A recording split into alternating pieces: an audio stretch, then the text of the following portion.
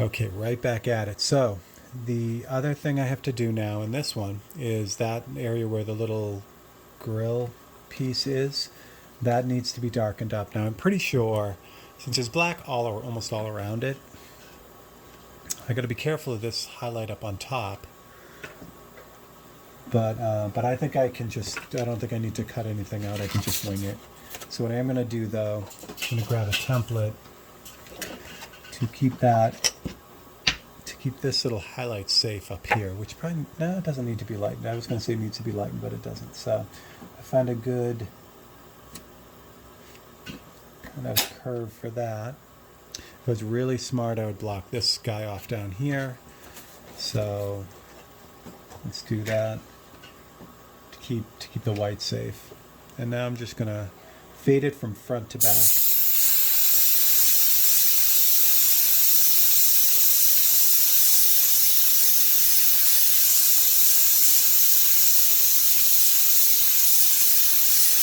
So again, for these really tight fades, these controlled fades, it's the 10 to or 1 to 10 mix. It's 1 part opaque black to 10 parts of 4011 reducer. There is no 4050 in this because of the way that works, although you could certainly add 4050 to it if you wanted to spray a little bit more control. It works great for me, so I don't really find I need it. But I do that a lot with other colors. So I'll still over reduce it, but then I'll add the 4050 back into it. The 4050 gloss. I'll add that back into the paint mix because this is just, it's clear. It's like clear binder, but it has great flow quality. So if I'm over reducing a paint and it starts to spray really funny because it's over reduced, I just add the 4050 back into it and that straightens it out. All right, good. Let's back you guys up a little bit and see where we're at. Good. Now let's do the black on this front piece, and that'll get the hood pretty much set. So I have a black cutout for this somewhere, so I'm going to find that because that's going to make life easy instead of trying to mask that off or use shields or certainly cut out a new one. And there it is. So that's the one. So flip that upside down. Same thing. I'm darkening the top as it rolls down. So I want to kind of keep this. What's nice is this front section is chrome here, so I got to still paint that. So I don't really care if I get extra black on that. So I don't have to go nuts and, you know, mask everything off hard. So we'll get that in there.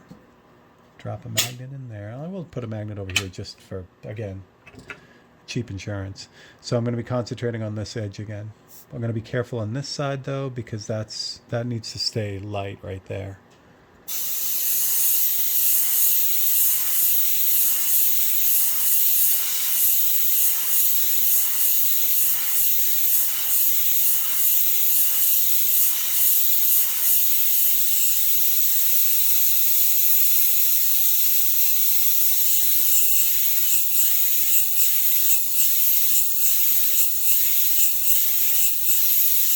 Just multiple light passes over and over again. And the paint works so well. You know, it's so reduced. It's really thin. It atomizes amazingly, but it also is really, really transparent. Even though it's an opaque paint, since I'm putting it on literally molecule by molecule, I have to build it up really slowly. But it gives me the transition between this dark edge and where it kind of fades a little bit. It's imperceptible. It's amazing. And, you know, that's really what gives airbrush work its three-dimensionality in real life. Like if you walk up to a good airbrush painting or a painting that uses airbrush in it, that paint is atomized so finely and those fades are so smooth and deep. There is no other way to do that. There is no other way to really get that effect. If you use paintbrushes, the fades aren't going to be the same, even with transparent oils. It's just the way that the paint is applied through an airbrush that gives these paintings these three-dimensionality. It's hard to describe. So there we go. That's good. I think we're pretty good with this. Let's see where we're at. So I do have to put the, actually you can't even see them. I was going to say I was going to put they're chrome. It's almost like a chrome grill that goes along the side of this. It's really just trim. but you really can't see it in the photo. So even though I know it's there and my brain wants to put it in, I'm going to avoid putting it in. The last step for the hood would be the really bright highlights, the paintbrushed highlights, but I usually do all those at the same time. So I'm going to wait on that. But for now, the hood is pretty much done. All right, so now it's just like, I don't know, you can go any way you want with this. Yeah, I can do the grill, I can do the windshield. So I think what I'm going to do is, since this whole thing is all one unit and I'm going to have to kind of deal with it like that, I think I'm going to knock out the windshield and the trim around that to start. I think that'll be a good idea. All right, so what I'll do is I'll grab another copy here, clean copy,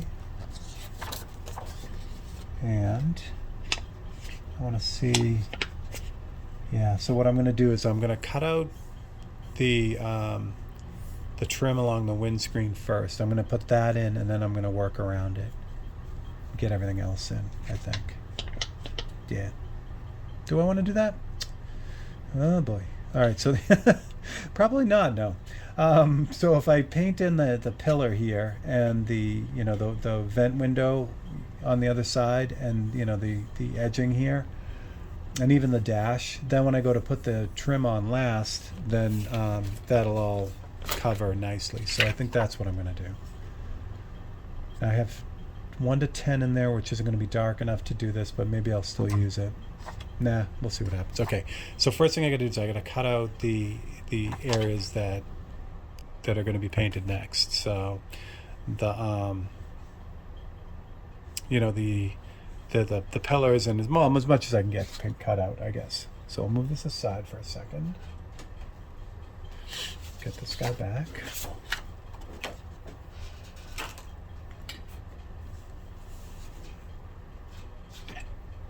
All right, so here's the fun part about cutting out something like this. So what I got to do is I got to cut out enough of it so that if I just cut out everything, then the whole thing is going to fall out. So I want to kind of pick my battles here. So I think I'm going to cut on the inside of this. I'm going to cut the main pillar. I'm going to probably leave the vent window.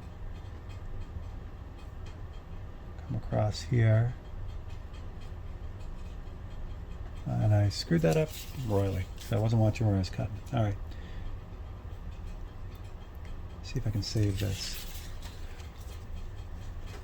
It's like trying to drive when you're looking down at your phone or whatever. You just do bad things, which none of you guys do, right? Oh boy. All right. Good. All right. So this piece should get this piece out now. Because I screwed up that cut, it's not quite smooth, but that's okay. I can fix that after.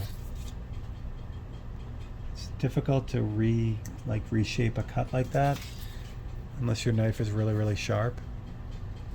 All right, so looking at this, if I start cutting out the dash, I can probably grab the dash. I can either grab the dash or the vent window. I can't do both, because if I do both, then this little piece right here is going to fall out. So I think I'll go with the dash, because then what I'll do is that'll set up the windshield wipers as well, where I can just drop the vent window in on its own. Yeah, this is good, because this, like I said, this will give me all the windshield wiper stuff, which I wasn't able to do on the last episode because I hadn't got to it yet. So that looks good. Same thing with the steering wheel. I can't cut out the steering wheel because the middle part will fall out. I can get the bottom of the rear view mirror though, which is a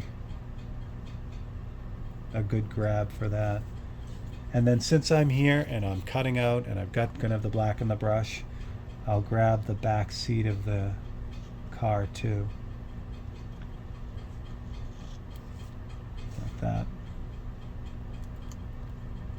And again, because I'm here and I've got it, the reflection of the car in the side mirror, I'll grab that too. Again, these act more like drawing guides. There's all kinds of other stuff I got to do before I really should be putting this in, but this will really help kind of put that in the right spot. And I can also get the shadow underneath the folded roof here. It's not a bad thing to grab either. So again, because nothing's near that, so I'm all good with doing all that. If I really wanted to, I could start cutting out the grill, but I'm going to do the grill all at once, I think. Again, does it matter in the end? It really doesn't. So if you're doing this and you really feel like you want to set up all the black all at once, that may be just the way you do it to keep you into it. At this point, I really like dealing with individual bits and pieces. It gives me a feeling of that accomplishment, of getting stuff done.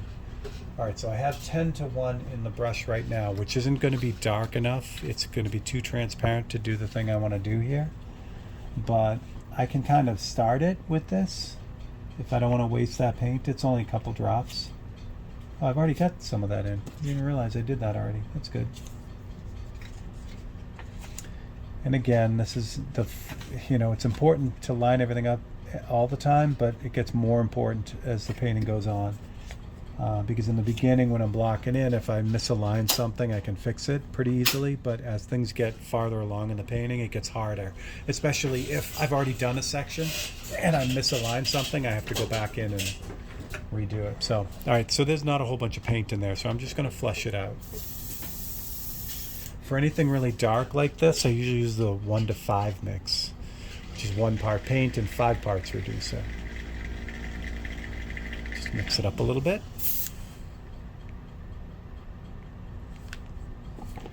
Okay, so I got that in there. So the dash isn't completely black, so I got to be careful not to hit it really super hard. So I'm going to start at the top and just kind of fade it down. Again, same thing.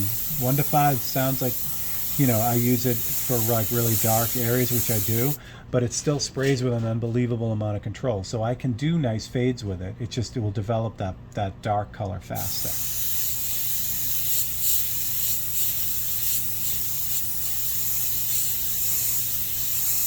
And because I don't have a magnet on this middle section here, I'm just spraying with it, so I'm spraying down against it, and that's what's holding it down. When I go to put the air on it, it pushes that template down.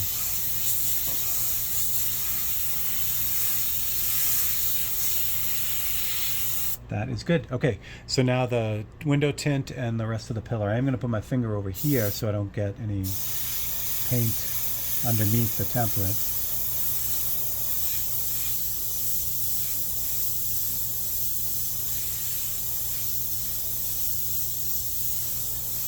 And then I'm just going to give a shot to the back seat and the roof, because I've already done it. So I'm just going to sharpen it up a little bit.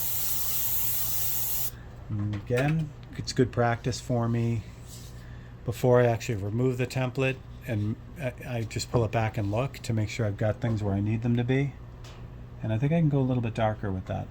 So now what's nice is because I didn't remove it, I just moved the magnets. When I put this back, it's exactly in the right spot. I don't have to realign it. So I'm going to hit that again because it's not dark enough.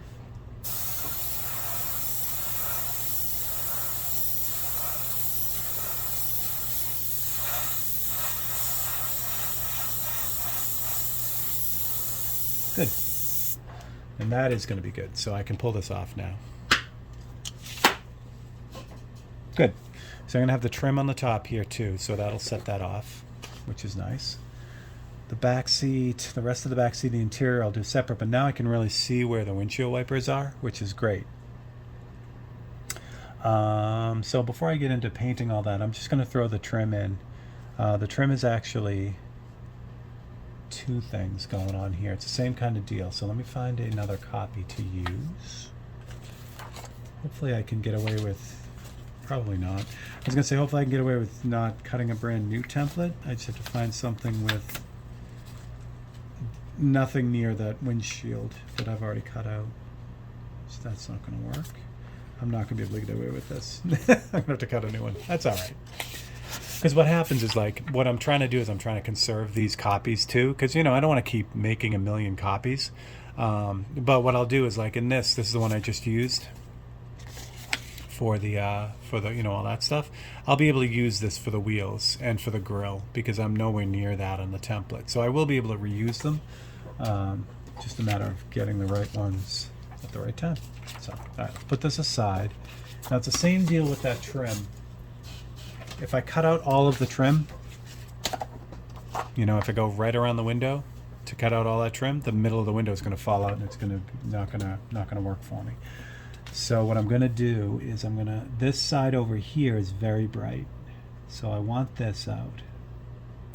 But the top edge of the chrome along the top edge of the windscreen, the windshield, is not that bright. So I'm going to actually leave it. So I'm going to cut out that piece like that. So I got that little piece right there. And then down here, it's really bright. And as it rides up along this side, it's really bright as well. So I want all that. But then, like I said, on the top edge of this chrome, it gets kind of dark. So I'll show you what I'll do with that. Cut out the rest of this, because this definitely needs to be seen. We're in the corner. Up to there. All right, so for the top, what I'm going to do is I'm going to cut about halfway across, or 3/4 of the way. Then I'm going to stop, and I'm going to do the same thing on the top. So I'll have this piece cut out about 3/4 of the way across, and then what I'm going to do is I'm just going to fold it aside. I've cut most of this off, but I'm going to leave a little tab there. So when I go to spray this now and I do the white, I'm going to fade it from here over. Not quite to there because you'll see the line, but I'll start fading it away. And then that will keep that in good shape. The same thing. So I'm going to be doing white, so I want to see what else maybe I can grab. And this vent window, the chrome on the vent window here, I can do that as well.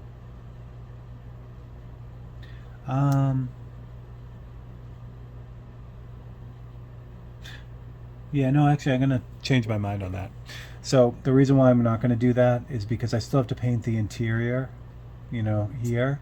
So if I do this bright white line here and then I have to paint in all the interior, well, we'll do it. Because, I'll just have to fix it a little bit. There'll be some overspray on it. But the nice thing is if I do that last, after I do the interior, I can just spray that white line in and it's done.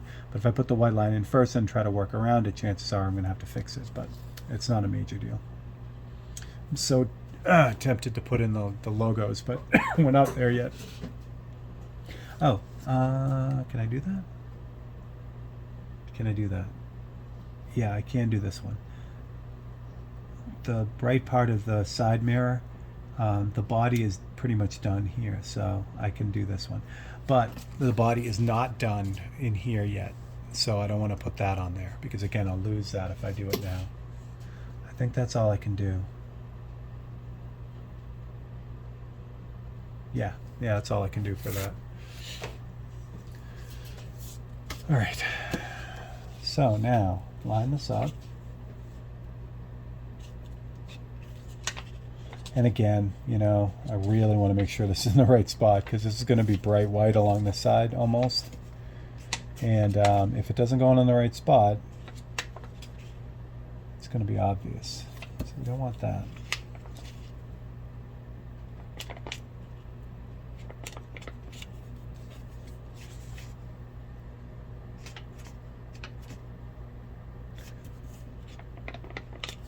So again, what I'm using for reference is this, the back corner of the car here and the front corner here. If I have those two matched up, I should be in good shape.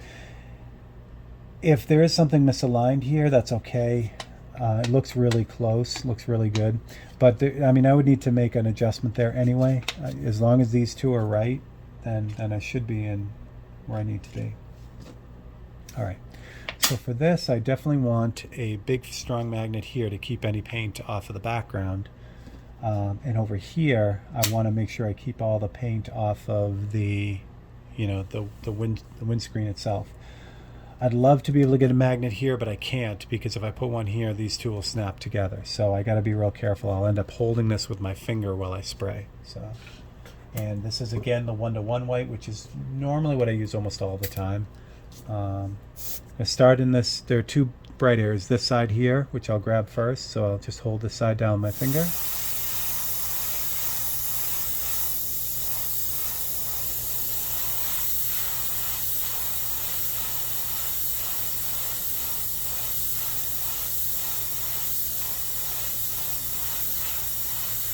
So a good trick that I've learned when doing stuff really close like this, and you know, this area here is really, you can see it, it's really just a little line.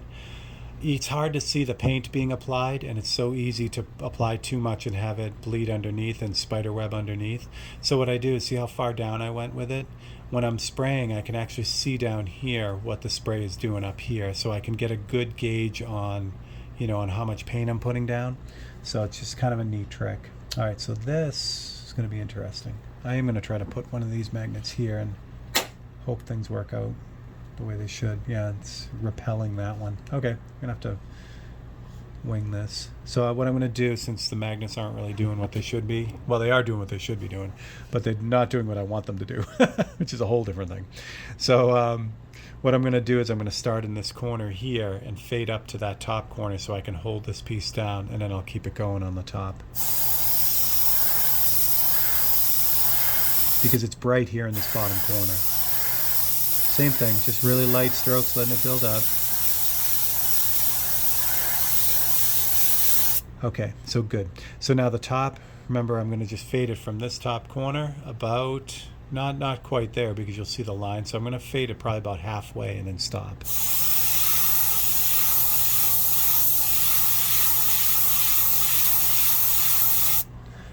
Good. So now that should be in, oh, I guess I could do the vent window too.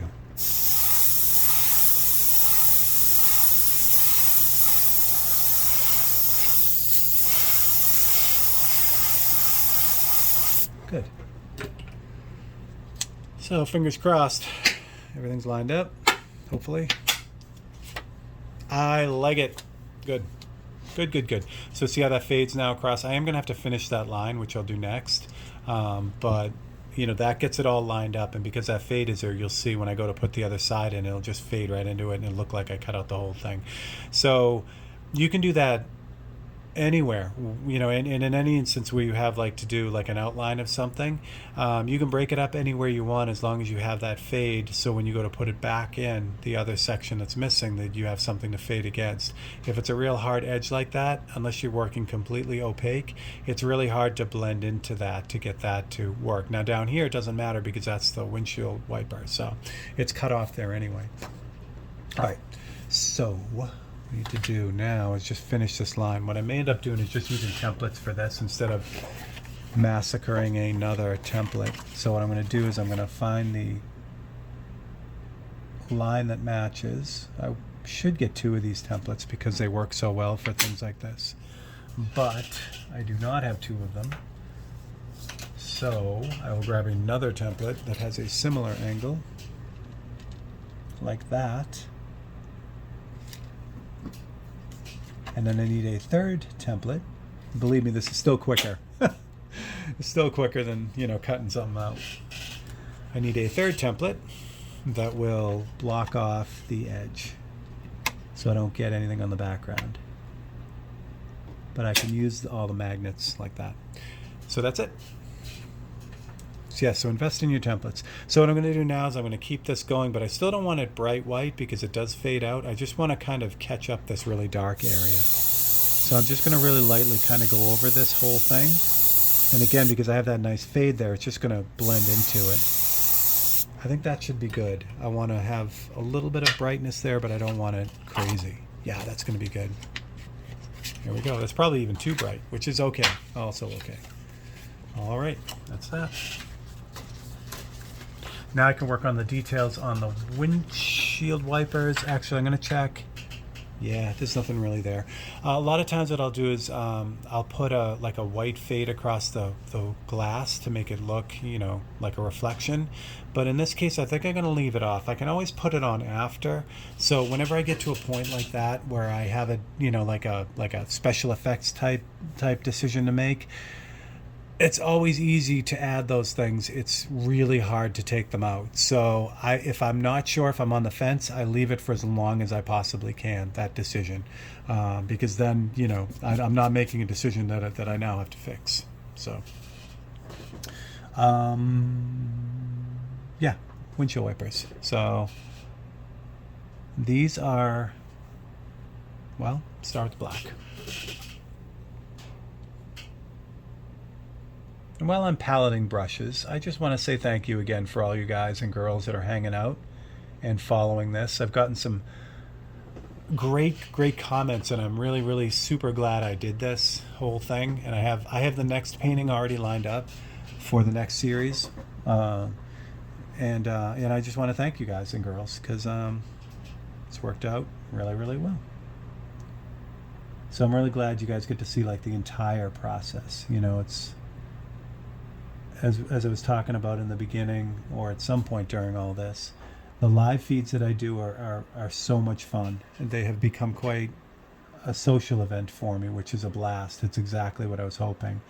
But given the way that they're set up with the giveaways and all kinds of other stuff, I don't get as much painting done as I really wanted to in the beginning, when I had the envision, this kind of open studio thing. So as things were progressing and I decided to do these YouTube open studios, it solved that problem for me.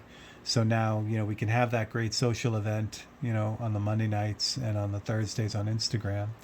And we can still, you guys can still get your fill of actual painting and not me talking about different things. So, all right. And I say that as I'm talking about things and not telling you what I'm doing. So locking in all the black around the windshield wipers and everything. So there's just a little couple highlights on these windshield wipers. This part here is pretty gray. So same thing on this one. Overall, they're gray except for the highlights on them. And I went a little bit too far with the trim, so I'll just pluck that back out. There we go. So that's the bottom windshield wiper. And I am going to put the highlights on here. And you know what? I'll probably put the highlights everywhere on the hood, because I am just about there. And that kind of puts it to rest too. Like I don't have to do anything more with the hood as it goes along. I mean, I may find things along the way that I want to kind of clean up on it, but for the most part, the detail level is pretty much there. All right, so what I was saying was, right, not here, here. The light hits the edge of those little grates that are on the side of this thing. So they light up there. Again, I know those grates are there. I really want to paint them, but you can't see them. So try to keep things to just, what you can see. So there's another reflection there. And then the reflection on the corner of the windshield wiper, here and here. And a little collar on it. And then there's a reflection on the hood of it down there. Same thing on this one.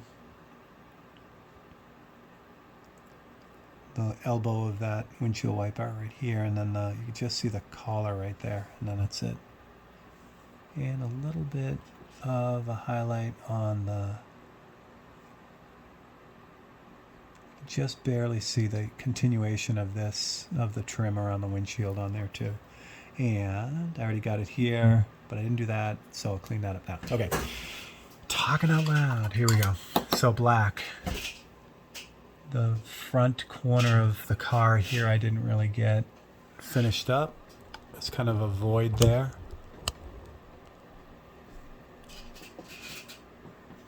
Where it scoops in, so this kind of comes up into the windshield.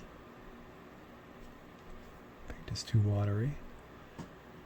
And now that I've got that, I can pull it right out. So it blends back in behind the other scoop over here. And I'm going to keep calling them scoops. I'll go look up what Chevy calls them. I'm sure old-time Chevelle people are screaming at me right now, but sorry. All right. If these highlights came out a little bit too big, which they did, so I can kind of go in and shape them a little bit with the black. Same thing with the windshield wipers. If there's A little bit more definition between some of the bits and pieces. I can do that now too. But that looks good. And then this thing is weird. It's just kind of hanging out there. It's the other side of that.